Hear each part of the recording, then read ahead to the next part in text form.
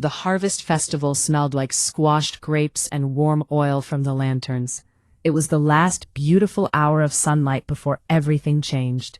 Colette Fairburn stood at the edge of the lower terrace of vineyard. She held a cup of warm, spiced apple cider in her hand. Up above, 3 fiddles played music that floated down from the stone pavilion. The air was heavy with the smell of sweet, rotting autumn fruit still on the vines.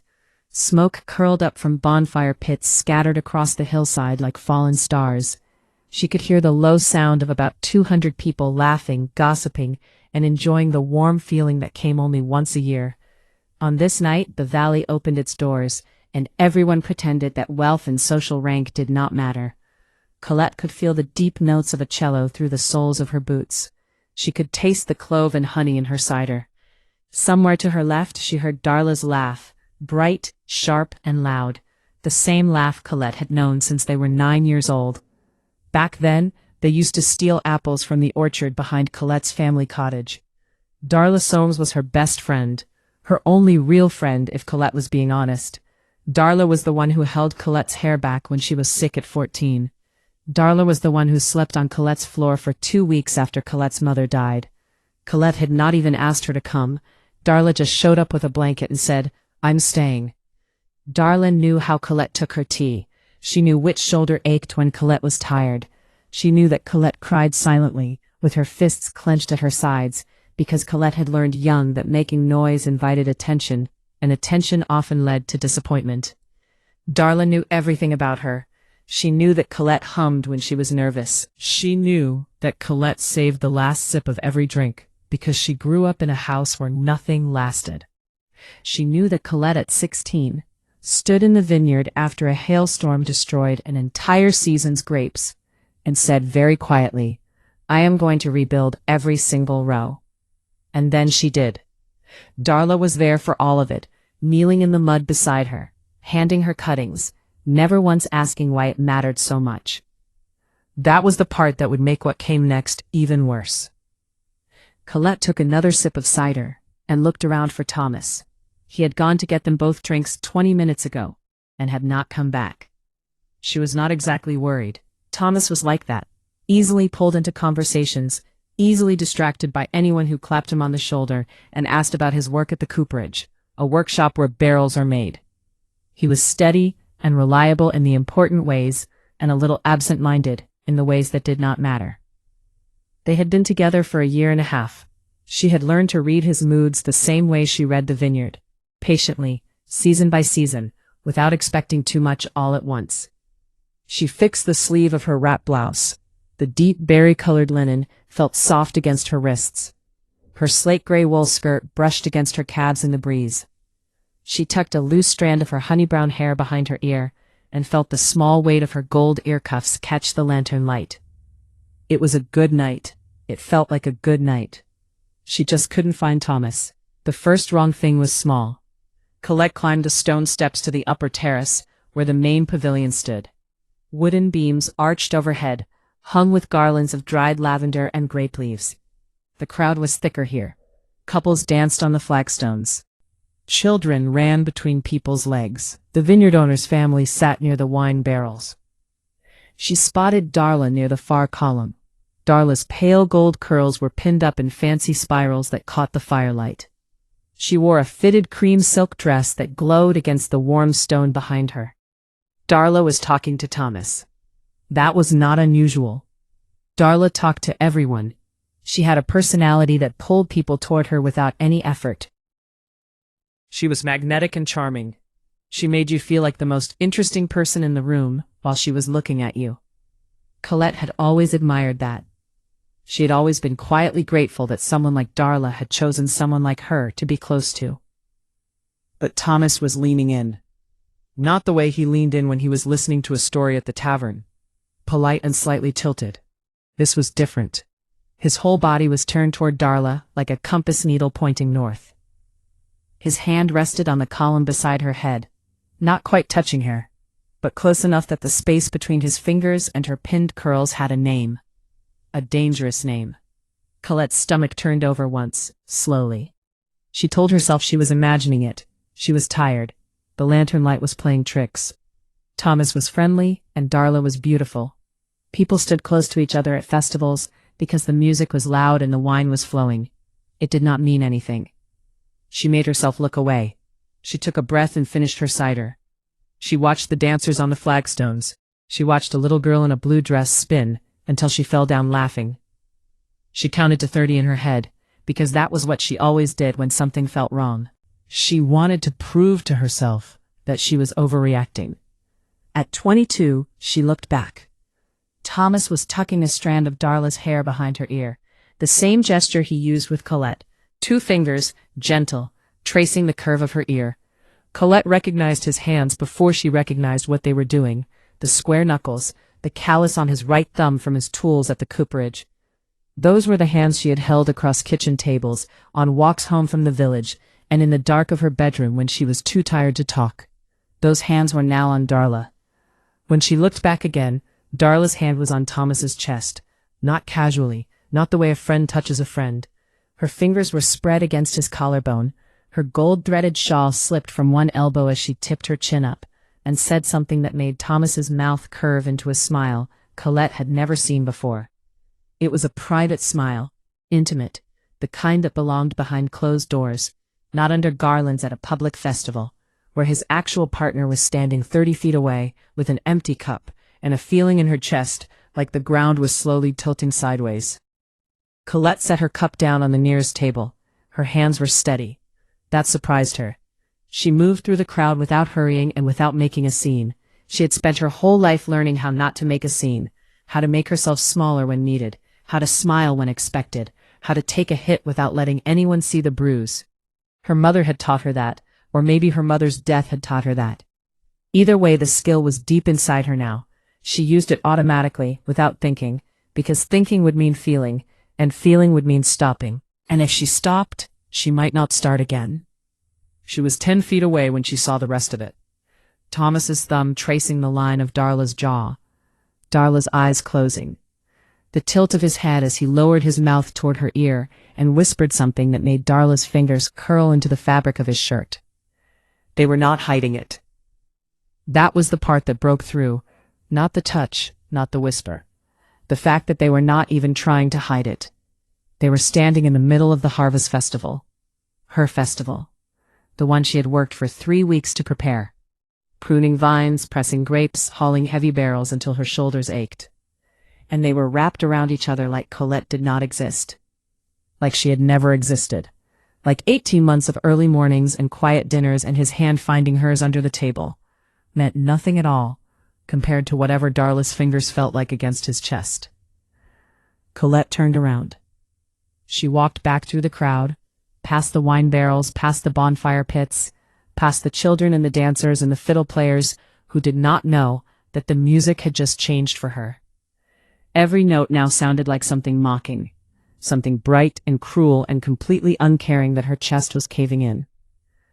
She made it to the edge of the lower terrace before her vision blurred. The vineyard stretched out below her in dark, rolling rows. The grapevines were bare for autumn, their skeleton arms reaching toward a sky full of cold stars. The music from the pavilion drifted down like something from another world. She pressed her back against the stone wall. She wrapped her arms around herself. She tried very hard not to fall apart in a place where anyone could see. That was when she heard the footsteps. They were slow, deliberate, the sound of boots on stone, steady and grounded, the kind of walk that belonged to someone who had never once needed to rush. Colette did not look up. She did not want to see anyone, did not want to be seen. She stared at the ground and wished the footsteps would pass. She heard the sound of fabric shifting, something heavy being removed, the shrug of broad shoulders, the whisper of wool against cotton. And then warmth settled over her, across her shoulders, down her arms. The weight of a coat, deep charcoal gray, smelling of cedar and something earthy and steady, like soil after rain. It was enormous on her. The sleeves hung past her fingertips. The hem brushed the backs of her knees. Colette looked up. The man standing in front of her was tall. Not just tall. He was built with a quiet authority that took up space without demanding it. His wheat blonde hair was swept carelessly to one side, as if he had pushed it back once and stopped caring where it fell. His eyes were gray like granite, steady and clear. They were looking at her with an expression she could not name. Not pity, not curiosity, something closer to recognition. Like he had seen exactly what happened on the upper terrace and had already decided what he was going to do about it. He was wearing an ivory cotton Henley now. His coat was gone from his shoulders, the fabric pulled across his chest in a way that made the muscles underneath impossible to ignore. Dark russet leather trousers, dark brown riding boots, a bronze cuff at his wrist that caught the lantern light. He did not ask if she was all right. He did not offer empty comfort or any of the useless things people said when they stumbled across someone else's worst moment. He just held out his hand. "Let's go." 2 words, low voice, rough at the edges, warm underneath, not a question, not a command. An offer. The simplest, cleanest offer she had ever been given. Colette stared at his outstretched hand. Her instincts screamed at her. Don't trust it. Don't follow a stranger into the dark, just because someone was kind to you for 30 seconds. She had built her whole life on the belief that kindness came with conditions. That warmth was always a trade. That the people who offered you their coat were the same people who would later ask for something in return, and the asking was always worse than the cold.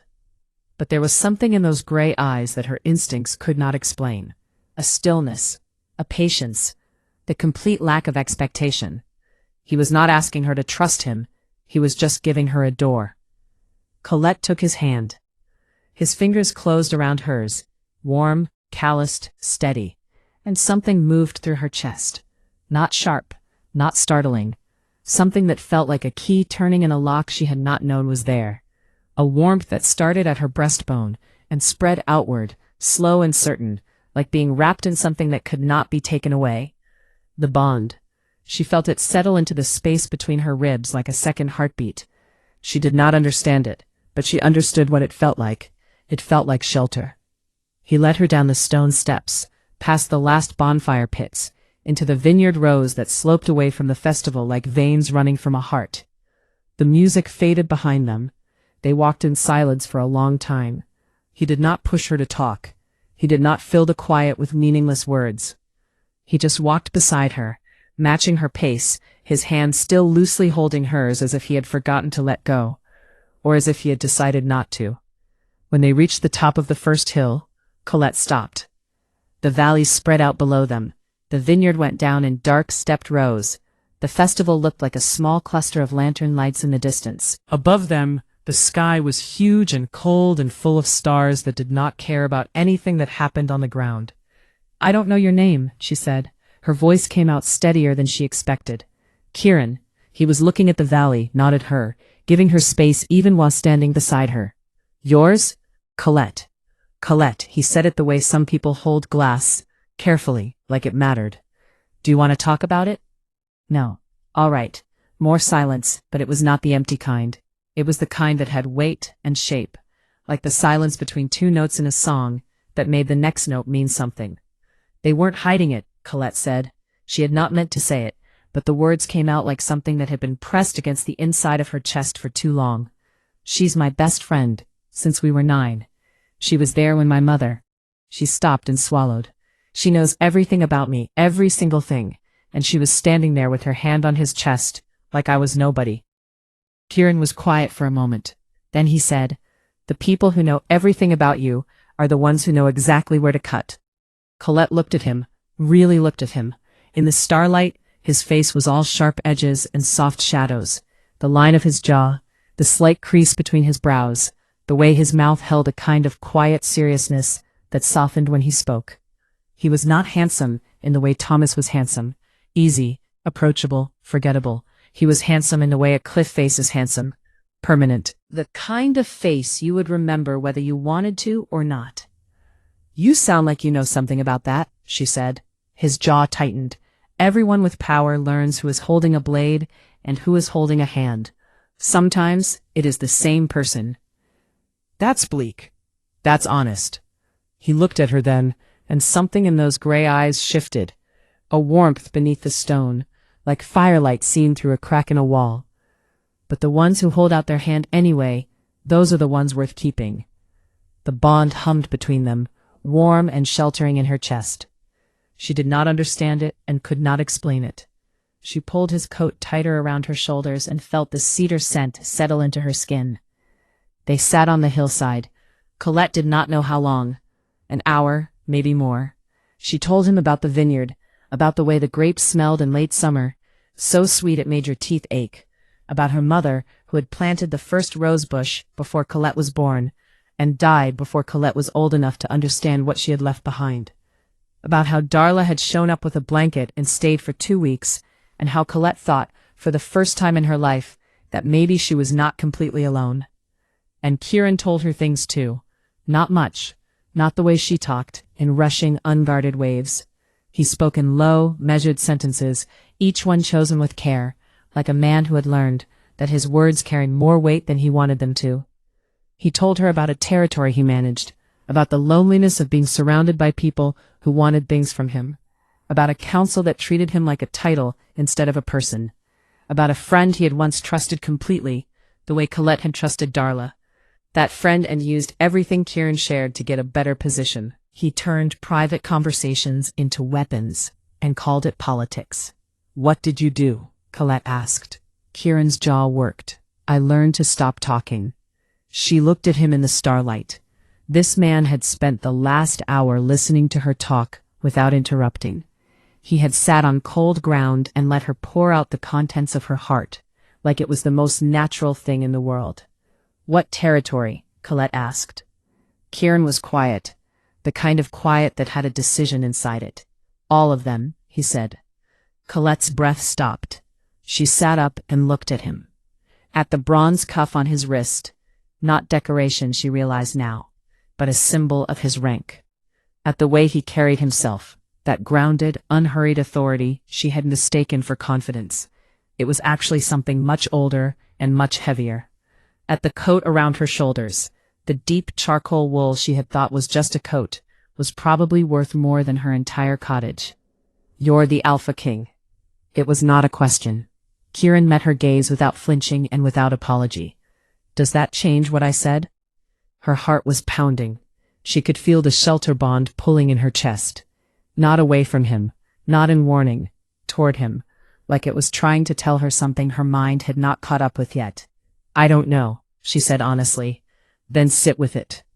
He did not move closer. He just sat on the hillside with his forearms on his knees and the starlight on his face and waited for her to decide. And Colette realized, with a jolt that went through her like lightning, that no one had ever waited for her to decide before. Thomas had not waited. Darla had not waited. Her father had not waited. The world moved around her and expected her to keep up. And here was the most powerful man in the territory, sitting on cold ground in his shirt because he had given his coat to a vineyard worker.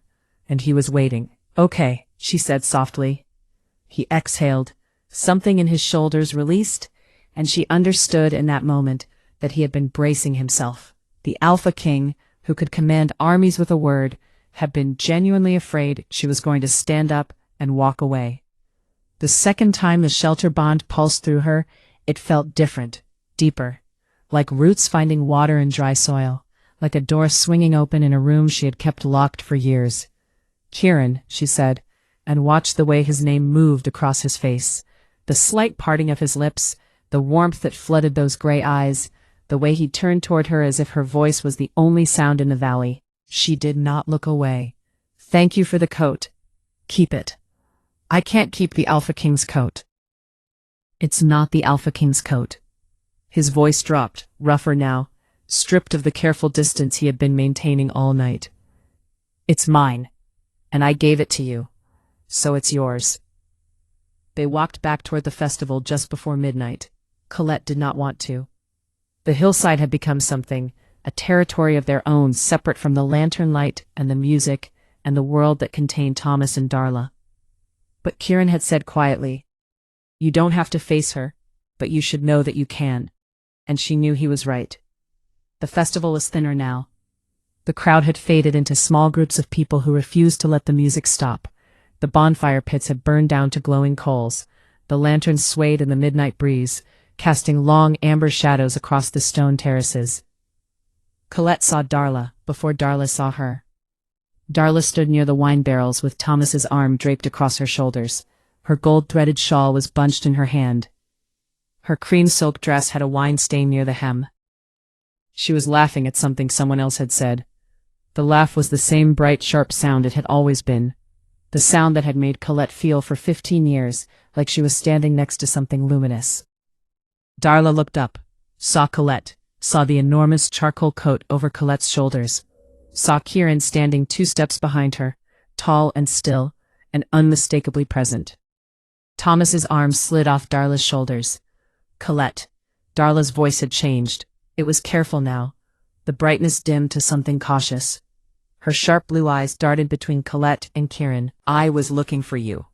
No, you weren't. Colette's voice did not shake. She was distantly amazed by that. You stopped looking for me a long time ago, Darla. I just didn't notice. Darla's expression shifted. The faintest crack in the porcelain. I don't know what you think you saw, but... Don't.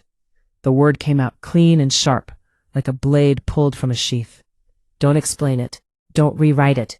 Don't tell me I'm imagining things. Because you have always been good at that, making me think I'm the one who is confused, when you are the one who is lying. Thomas opened his mouth. Colette did not even look at him. I trusted you, Colette said, and her voice was steady, but her hands were shaking inside the sleeves of Kieran's coat. Not with small things, with the things that mattered, with every broken part of me that I thought was safe with you. And you knew that. You knew exactly what you were holding, and you dropped it anyway. Darla's chin lifted. The old instinct. Charm, redirect, deflect. You're making a scene, Colette.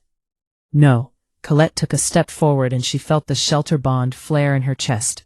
Not Kieran's protection, but her own warmth, her own steadiness. The thing she had been building inside herself for 23 years, without knowing it, had a name. I'm making a choice.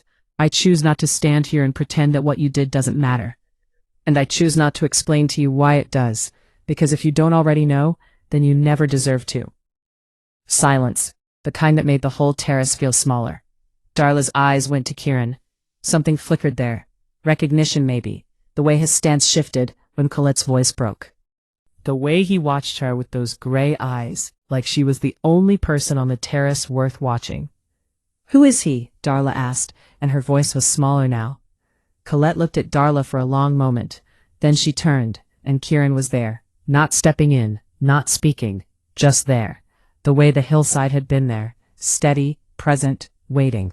He's the person who showed up, Colette said simply. She walked away. Kieran fell into step beside her without a word. They left the terrace, the lanterns, the music, the wine-stained remains of a night that had started with crushed grapes and warm oil and the sound of fiddles, and ended with something Colette had not expected, herself. They stopped at the vineyard gate. The festival was a distant glow behind them. The stars were enormous overhead. Colette was still wearing his coat, and still feeling the warmth of the shelter bond humming against her ribs like something alive. You didn't step in, she said. You didn't need to. He was looking at her with an expression that made her chest ache, fierce and tender, and something she would later understand was the beginning of deep care. You never needed me to. Then why did you stay? Because I wanted to. He said it without hesitation, without the careful distance he had been keeping all night. His voice was rough and honest and completely unguarded. Colette understood, standing there in the dark, with his coat on her shoulders, that the Alpha King was more afraid of this moment than he had been of anything in a very long time. Colette, his voice dropped barely above a whisper, I didn't hand you that coat because I felt sorry for you. I handed it to you because you were standing at the edge of that terrace and you weren't crying. You were clenching your fists. You were holding yourself together with your own bare hands. And I thought, that is the strongest person I have ever seen. And she should not have to do it alone. Her throat closed. Her eyes burned. The shelter bond surged through her chest like a tide. I don't know how to do this, she whispered. Trust someone. After, I know.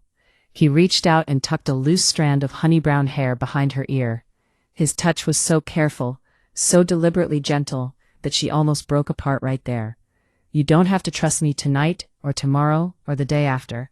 I will be here when you're ready. And if you're never ready, his hand hesitated at her jaw, his thumb barely brushing her cheekbone, I will still be here. Colette looked up at him, at the gray eyes that were not really gray at all. They were soft. They were a little scared. They were looking at her like she was the answer to a question he had been asking his whole life. She rose on her toes. She put her hand on the back of his neck. She felt the warmth of his skin under her fingertips. She felt the sharp intake of his breath. She felt the shelter bond roar through her chest like a river breaking through a dam. And she kissed him. 3 months later, the vineyard was bare and covered in frost, and it was the most beautiful place in the territory, according to the Alpha King. He had moved his entire winter council to the Valley Lodge just so he could walk the vineyard rows every morning with the woman who had once stood at the edge of a terrace and decided not to break. Colette was cutting back the south-facing vines when she heard his boots on the frozen path. She did not look up. She could feel him before she heard him, the shelter bond warming her chest like a small, steady fire. Darla had sent letters, 3 of them in the first month. Colette read the first one, full of explanations that were not really apologies, and apologies that were not really explanations, and burned the other 2 unopened. Some doors once closed stay closed, not out of cruelty, out of clarity. Thomas had left the valley entirely. She did not ask where. She did not care. You're supposed to be in council, she said, snipping a dead branch with her shears. Council can wait.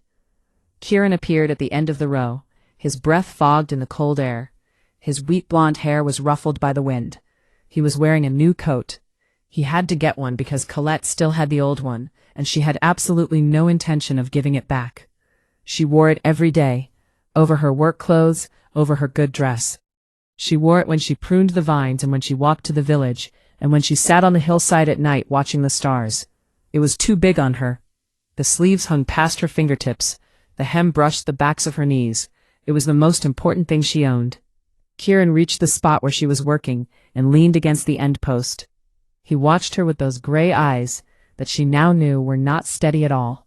They changed like weather, warm when he was content, dark when he was worried, luminous when he looked at her.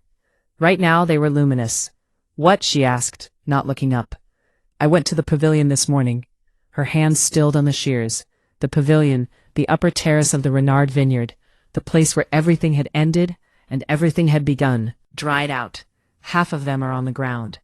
The vineyard keeper wants to take them down before the frost ruins the nails and the posts. So let him. I told him to leave them. Colette looked at him then. He was smiling, not the careful half-smile he gave his council, not the public face he wore for ambassadors and pack leaders. The real one, the one that belonged to hillsides and cold starlight and 2 strangers who had walked into the dark together and come back as something else entirely. You're sentimental, she said. I'm yours, he corrected. There's a difference. Colette set down the shears. She walked to him. He opened his arms, and she stepped into them the way she stepped into his coat, completely without hesitation, wrapped in something warm and steady that she had stopped questioning months ago. He pressed his mouth against her hair. She closed her eyes and felt the shelter bond hum between them. Not a question anymore, not a mystery, just a fact, constant, unshakable, built from a single moment on a cold terrace when a stranger had seen her holding herself together and decided she should not have to. Kieran, she said against his chest. Colette, the garlands are ugly. He laughed, low and warm and real. The sound vibrated through his chest and into hers. He held her tighter. The vineyard stretched around them in bare, frosted rows. The winter sun was just beginning to break through the clouds above the valley. Somewhere in the distance, barely audible, the sound of a single fiddle drifted down from the lodge, like a memory that had finally found its way home. She did not need the festival anymore. She did not need the lanterns or the music or the 200 voices tangled together in easy warmth. She had a coat that smelled like cedar. She had hands that had stopped shaking. She had shelter. Final educational note. Healing from betrayal takes time. Colette's story shows that self-worth, does not come from what others take from you, but from what you build within yourself. Surrounding yourself with people who respect your boundaries and show up when you need them is one of the strongest things you can do. Thank you so much for watching this story. Please like this video, leave a comment, share it with your friends, and kindly subscribe to the channel. We post new videos like this every day. Thank you, and see you on the next video.